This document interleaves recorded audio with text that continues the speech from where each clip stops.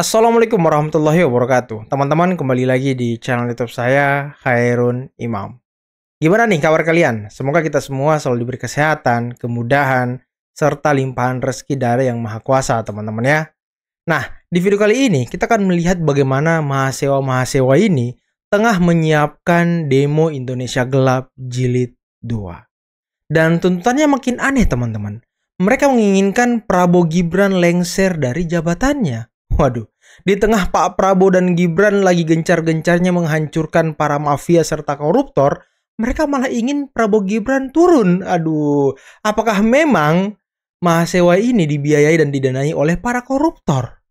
Dan anehnya teman-teman ya, di tengah banyaknya orang yang tertangkap kasus korupsi, mahasiswa ini juga diam seribu bahasa loh. Tidak demo perampasan aset, tidak ada status Indonesia darurat korupsi, dan lain sebagainya. Ini kan membuktikan bahwa ya mereka memang mendemo ataupun demo sesuai dengan kepentingan suatu kelompok.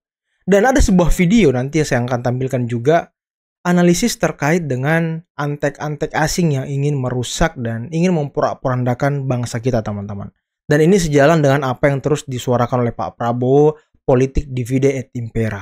Oke, sebelum kita mulai videonya, jangan lupa teman-teman like, subscribe, dan share. Dan tanpa perlu berlama-lama lagi, mari kita mulai videonya berikut ini. Tentang hadirnya salah satu manusia paling powerful di dunia ini yang berpengalaman menghancurkan negara-negara yang ada. Dan ini ngeri banget guys. Kenapa? Karena negara kita udah pernah sebetulnya diacak-acak sama beliau. Nah, buat teman-teman yang belum tahu, di video kemarin kita sempat mention orang yang namanya George Soros. Dan kalian tahu George Soros itu berpengalaman menghancurkan banyak negara. CV-nya tebel nih, portofolio dia nih, kurikulum kitanya 9798 krisis ekonomi Indonesia. Siapa yang bikin? George Soros. Thailand terjadi sama juga, krisis ekonomi, mata uangnya hancur di Thailand. Karena siapa? Di tahun 97 George Soros juga. Bukan sampai di situ, Malaysia juga diacak-acak sama George Soros. Gila nggak? Saking hebatnya dia, bahkan negara yang sangat maju, modern seperti negara barat, United Kingdom, Inggris, hancur lulu lantak mata uangnya, disikat habis oleh George Soros. Lu bayangin begitu powerfulnya orang ini, dia bisa mengontrol peristiwa yang terjadi di sebuah negara sesuai kehendak hati dia. Dan ini adalah warning buat pemerintahan Indonesia. Kenapa? Karena George Soros sudah melakukan gebrakan lagi nih di Indonesia. Jilid 2, dia sudah mulai masuk perlahan-lahan, siap untuk menghancurkan Indonesia, untuk menggali keuntungan dari situ. Kenapa? Ya simpel aja lah. Kalau semua bisa disetting, direkayasa, makin murah harga aset di Indonesia, siapa yang untung? Orang dengan duit yang paling banyak. Masih inget zaman dulu market crash Indonesia, apa yang terjadi? Perusahaan Indonesia yang bagus-bagus dijual ke luar negeri, Indosat dijual ke luar negeri. Realita aja, harga barang murah, market dibanting, sahamnya jatuh, dibeli. Sesimpel itu. Bisnis itu very simple. Makanya George Soros itu sangat ditakuti oleh negara-negara yang paham bagaimana cara permainannya. Itu yang terjadi.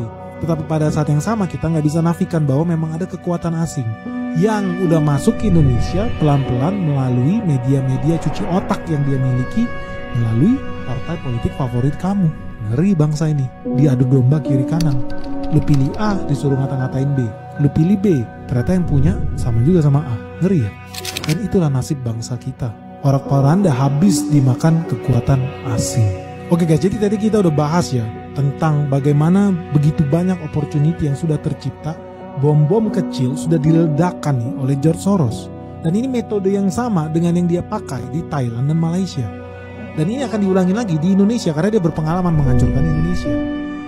Pertanyaannya guys, segitiga iblis, jurus rahasia George Soros ini, itu selalu membutuhkan media untuk memporak-porandakan suatu negara, untuk mengadu domba bangsa di dalamnya. Dan lu penasaran gak sih, media mana di Indonesia yang sudah menerima uang darah George Soros?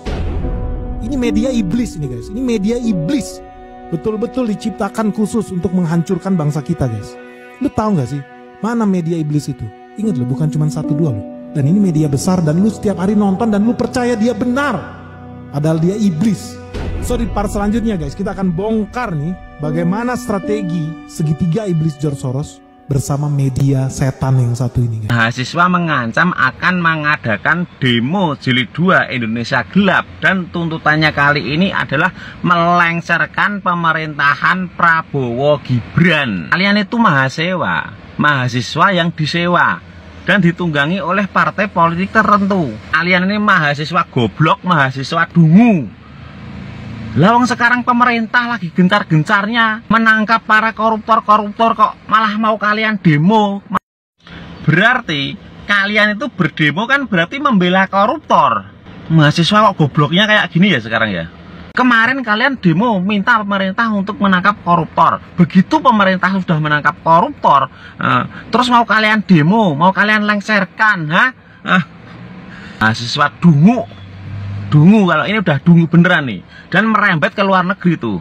Katanya mahasiswa yang berada di luar negeri itu juga akan ikut-ikutan demo Indonesia Gelap Jilid 2. Pasti kalian tahu kan siapa ulah atau dalang di balik demo Indonesia Gelap Jilid 2 ini. Kayak kemarin tuh yang mau jeblosin Jokowi ke penjara pakai apa aja, dan pakai media asing juga. OSIS ARP dan OSIS ARP pun klarifikasi bahwa tidak menemukan bukti bahwa Jokowi itu korupsi.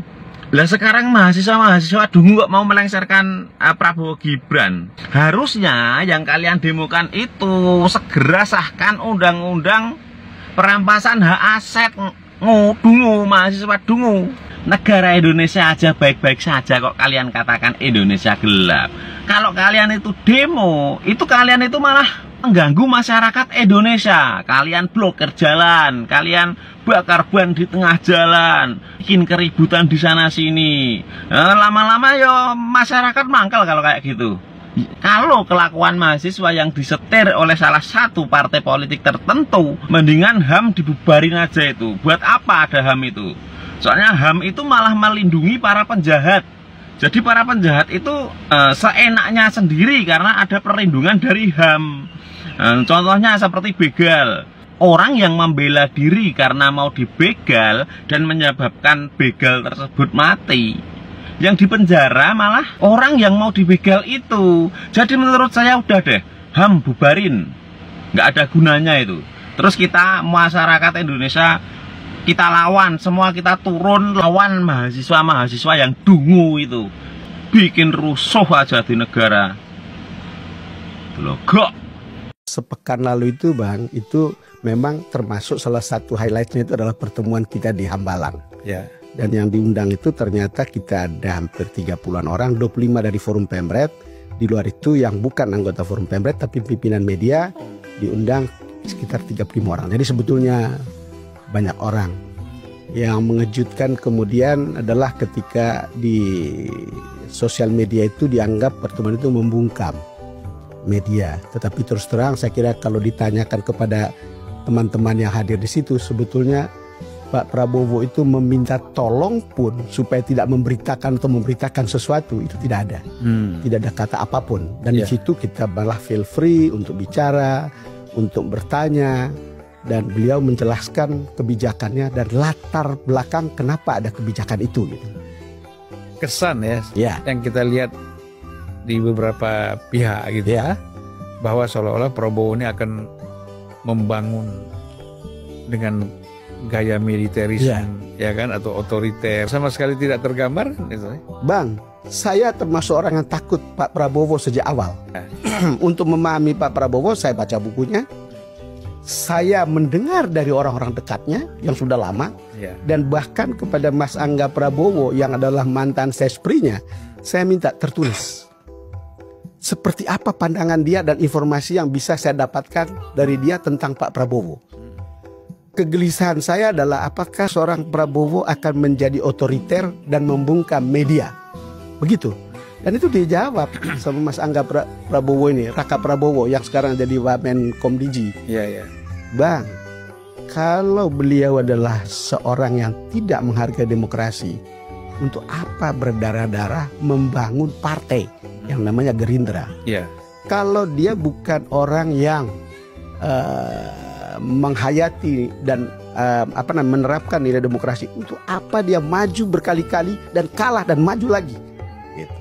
Hal-hal seperti itu kemudian kan meyakinkan kita untuk mengatakan, oh mungkin saya agak misleading melihat gitu. Dan kemudian ketika beberapa kali bertemu, kesimpulan saya Pak Prabowo itu orang yang tahan kritik. Mungkin sudah berkali-kali dibully sejak Pilpres ya, tapi tahan kritik dan respon dia seperti cair terhadap kritik-kritik itu gitu. Mungkin cepat atau lambat orang harus paham gaya personal seorang pimpinan. Orang akan mengerti pada waktunya gitu.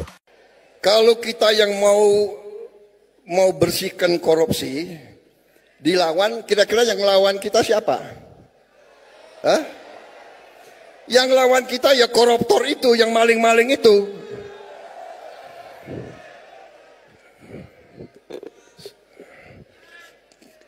Kita tidak gentar, kita tidak takut, kita akan terus membersihkan mereka itu.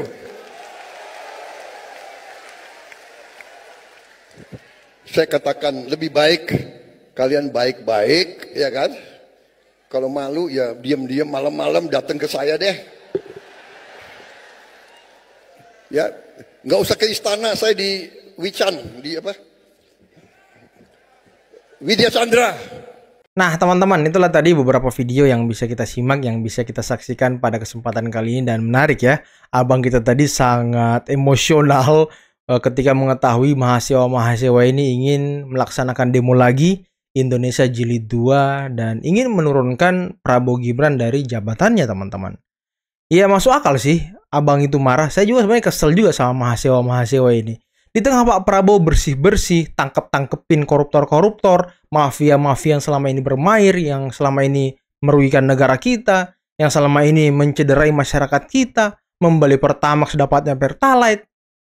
Mahasiswa pengen deh menurunin Pak Prabowo. Ini apa sih? Ini mahasiswa-mahasiswa ini dukung Pak Prabowo, dukung pemerintah, dukung bangsa ini, atau dukung antek-antek asing gitu. Ini kan yang bermain-bermain ini ya penjahat-penjahat konglo semua teman-teman. Dan Pak Prabowo yang berani membongkar semuanya. Ya pasti datanya juga ada sebagian dari Pak Jokowi. Nggak mungkin nggak ada dari Pak Jokowi teman-teman. Karena ya Pak Jokowi tidak punya power sekuat Pak Prabowo untuk sikat habis para koruptor-koruptor ini. Karena ya mereka dekat dengan ketua partai mungkin. Mereka dekat dengan sebuah badan ataupun sebuah jabatan yang penting. Ya ini kan nggak kita tahu nih akar-akarnya kemana aja. Nah Pak Prabowo orang yang tidak punya jejak rekam yang mungkin punya utang budi sama koruptor, ya beliau berani-berani aja gitu. Dan satu lagi teman-teman, tadi menarik yang disebutkan oleh abang itu tentang George Soros dan juga misi untuk menghancurkan Indonesia. Waduh, apakah ada media tempe, media tempe ya, kita sebut media tempe ya, yang bermain? Karena ya dengan bocor-bocoran mereka Indonesia ini jadi gaduh teman-teman. Banyak orang yang akhirnya percaya, terprovokasi, akhirnya bikin ribut, bikin hashtag-hashtagan, bikin gerakan-gerakan yang gak jelas. Akhirnya mereka membenci pemerintah teman-teman. Karena ya informasi-informasi yang disebarkan oleh media-media yang tidak bertanggung jawab. Aduh, agak aneh sih. Dan bagaimana tadi kata Basko atau Dasko tadi namanya, lupa lagi, yang diundang oleh Pak Prabowo untuk berkumpul di istana bersama dengan para pemret-pemret media. Dan menarik, Pak Prabowo bukan orang yang otoriter, tidak menjadikan Indonesia sebagai militeristik, dan ya kita tahu sendiri teman-teman, siapa yang lebih gencar menuduh kepemimpinan Pak Prabowo ini militeristik dan bergaya-bergaya otoriter dan segala macam. Ya bisa kita lihatlah jejak rekam medianya. Dan mungkin kalian sudah bisa nebak media apa yang selalu menyebarkan mungkin sedikit propaganda ya, ataupun kebencian kepada kepala-kepala negara kita. Silahkan komen di bawah, siapa kira-kira menurut kalian? Oke teman-teman, mungkin cukup sekian dulu video kali ini. Jangan lupa like, subscribe, dan share videonya. Akhir kata, billahi taufiq wal hidayah. Assalamualaikum warahmatullahi wabarakatuh.